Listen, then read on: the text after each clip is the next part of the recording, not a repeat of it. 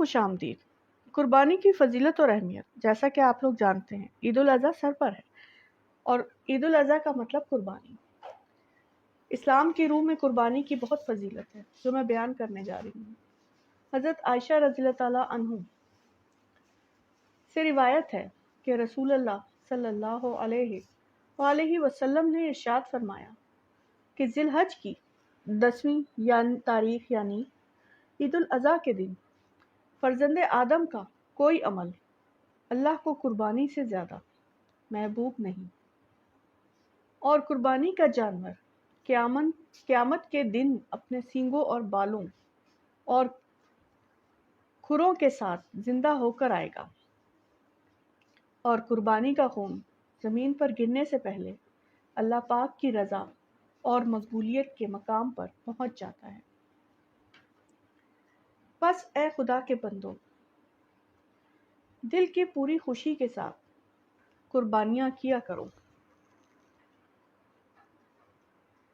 ایک اور جگہ حضرت محمد صلی اللہ علیہ وآلہ وسلم نے فرمایا کہ قربانی کے بدن پر جتنے بال ہوتے ہیں، ہر بال کے بدلے ایک نیکی لکھی جاتی ہے۔ سبحان اللہ! بھلا سوچو کہ اس سے بڑھ کر اور کیا ثواب ہوگا کہ ایک قربانی کرنے سے ہزاروں لاکھوں نیکیاں مل جاتی ہیں۔ بھیڑ کے بدن پر جتنے بال ہوتے ہیں، اگر کوئی صبح سے شام تک گنے تب بھی نہ گن پائے، بس سوچو تو کتنی نیکیاں ہوئیں۔ بڑی دینداری بات ہے تو یہ ہے کہ اگر کسی پر قربانی کرنا واجب بھی نہ ہو تو تب بھی اتنے بے حساب ثواب کی لالچ سے قربانی کر دینا چاہیے کہ جب یہ دن چلا جائے گا یہ دولت کہاں نصیب ہوگی، اور اتنی آسانی سے اتنی نیکیاں کیسے مل سکے گی یا کیسے کما سکو گے۔ اور اگر اللہ نے مالدار اور امیر بنایا ہے تو مناسب ہے کہ جہاں اپنی طرف سے قربانی کریں۔ جو رشتہ دار وفات پا گئے ہیں جیسے ماں باپ وغیرہ، ان کی طرف سے بھی قربانی کر دیں کہ ان کی روح کو اتنا بڑا ثواب پہنچ جائے گا۔ حضرت محمد صلی اللہ علیہ وآلہ وسلم کی طرف سے، آپ کی ازواج کی طرف سے، اپنے پیر وغیرہ کی طرف سے کر دیں، اور نہیں تو کم از کم اتنا ضرور کریں کہ اپنی طرف سے قربانی کریں، کیونکہ مالدار پر تو واجب ہے۔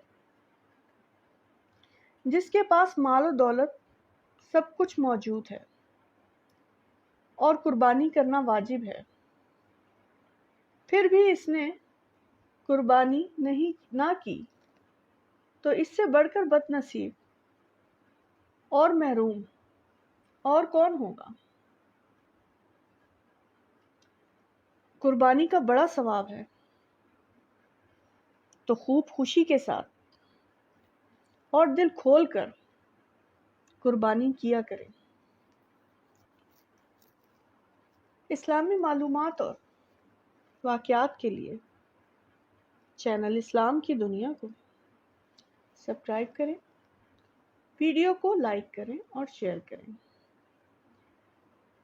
اسلامی دنیا کی یوٹیوب فیملی کو میری طرف سے ایڈوانس عید مبارک۔ کمنٹ کر کے اپنی رائے سے ضرور آگاہ کریں۔ جزاک اللہ۔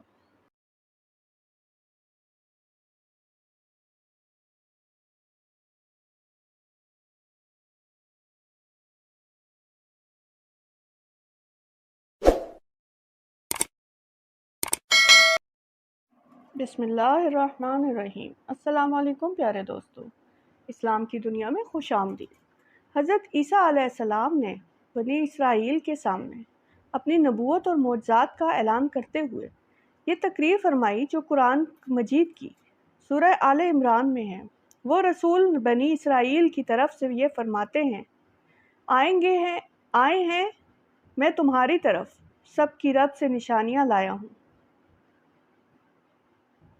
کہ میں تمہارے لیے مٹی سے پرندے کی صورت بناتا ہوں، پھر اس میں پھونک مارتا ہوں تو وہ فوراً اللہ کے حکم سے پرندہ ہو جاتی ہے، اور میں شفا دیتا ہوں مادرزاد اندھے اور سفید داغ والے کو، اور میں مردوں کو جلاتا ہوں اللہ کے حکم سے، اور تمہیں بتاتا ہوں کہ تم کھاتے ہو اور اپنے گھروں میں جمع رکھتے ہو، بے شک ان باتوں میں بڑی نشانی ہے اگر تم لوگ ایمان رکھتے ہو۔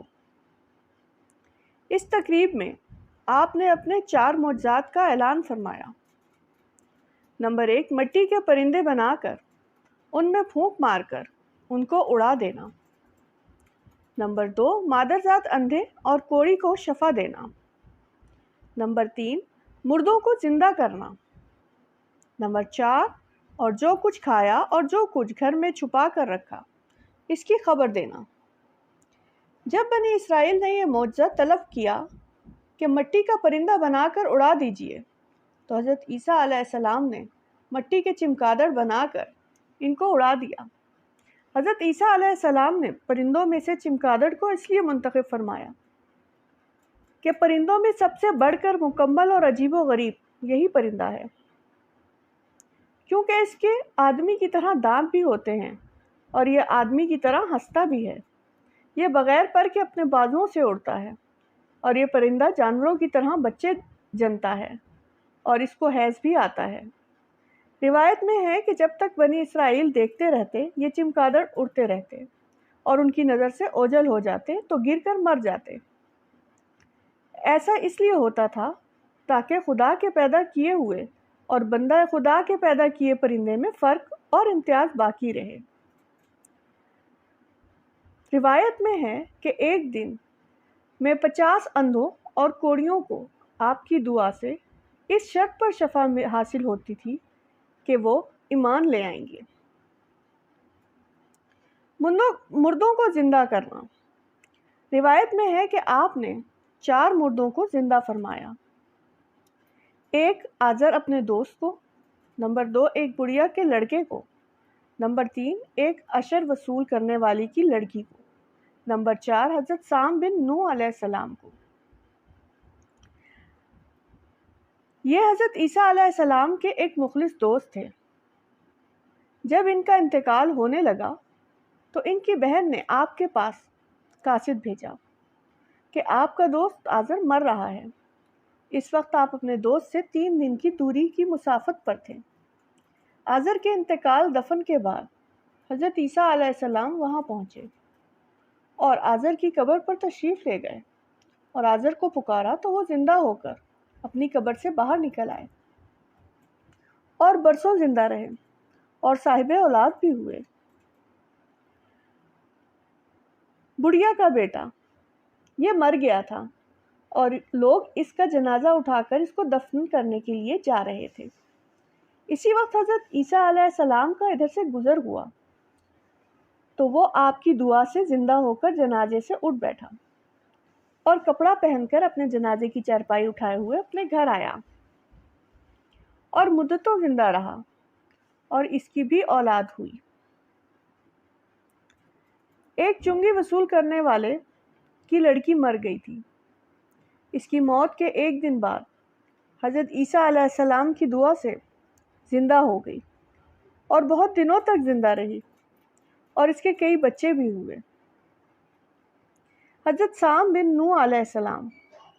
اوپر کے تینوں مردوں کو آپ نے زندہ فرمایا تو بنی اسرائیل کے شریروں نے کہا، یہ تینوں در حقیقت مرے ہوئے تھے ہی نہیں، بلکہ ان تینوں پر سکتہ طاری تھا، اس لیے وہ ہوش میں آ گئے، لہٰذا آپ کسی پرانے مردے کو زندہ کر کے ہمیں دکھائیے۔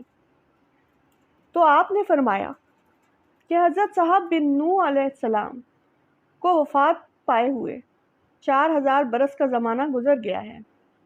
تم لوگ مجھے ان کی قبر پر لے چلو، میں ان کو خدا کے حکم سے زندہ کر دیتا ہوں۔ تو آپ نے ان کی قبر کے پاس جا کر اس میں اعظم پڑھا تو وہ فوراً ہی حضرت صاحب بن نوح علیہ السلام قبر سے زندہ ہو کر نکل آئے اور گھبرائے ہوئے پوچھا کہ کیا قیامت قائم ہو گئی؟ پھر وہ حضرت عیسیٰ علیہ السلام پر ایمان لائے اور پھر تھوڑی دیر بعد ان کا انتقال ہو گیا۔ حدیث شریف میں ہے، حضرت عیسیٰ علیہ السلام اپنے مکتب میں بنی اسرائیل کے بچوں کو ان کے ماں باپ جو کچھ کھاتے اور جو کچھ گھروں میں چھپا کر رکھتے تھے وہ سب بتا دیا کرتے تھے، اور بچے گھروں میں آ کر اپنے والدین کو سب کچھ بتا دیا کرتے تھے۔ جب والدین نے بچوں سے دریافت کیا کہ تمہیں ان باتوں کی کیسے خبر ہو جایا کرتی ہے، تو بچوں نے بتا دیا کہ ہم کو حضرت عیسیٰ علیہ السلام مکتب میں بتا دیا کرتے ہیں۔ یہ سن کر ماں باپ نے بچوں کو مکتب میں جانے سے روک دیا اور کہا کہ حضرت عیسیٰ جادوگر ہیں۔ جب حضرت عیسیٰ علیہ السلام بچوں کی تلاش میں بستی کے اندر داخل ہوئے تو بنی اسرائیل نے اپنے سب بچوں کو ایک مکان کے اندر چھپا دیا اور کہہ دیا کہ بچے یہاں نہیں ہیں۔ آپ نے پوچھا کہ گھر میں کون ہے؟ تو شریروں نے کہہ دیا کہ گھر میں سور بند ہیں۔ آپ نے فرمایا کہ اچھا، سور ہی ہوں گے۔ چنانچہ لوگوں نے اس کے بعد مکان کا دروازہ کھولا تو مکان سے سور ہی نکلے۔ اس بات کا بنی اسرائیل میں چرچا ہو گیا اور بنی اسرائیل نے غیظ و غضب میں بھر کر آپ کے قتل کا منصوبہ اور پلان بنا لیا۔ یہ دیکھ کر حضرت عیسیٰ علیہ السلام کی والدہ حضرت بی بی مریم آپ کو ساتھ لے کر مصرف کو ہجرت ہو کر گئی۔ اس طرح آپ شریروں کے شر سے محفوظ رہیں۔ سبحان اللہ۔ اسلامی واقعات اور معلومات کے لیے چینل اسلام کی دنیا کو سبسکرائب کریں، ویڈیو کو لائک اور شیئر کریں، کمنٹ میں اپنی قیمتی رائے سے ضرور آگاہ کریں۔ جزاک اللہ۔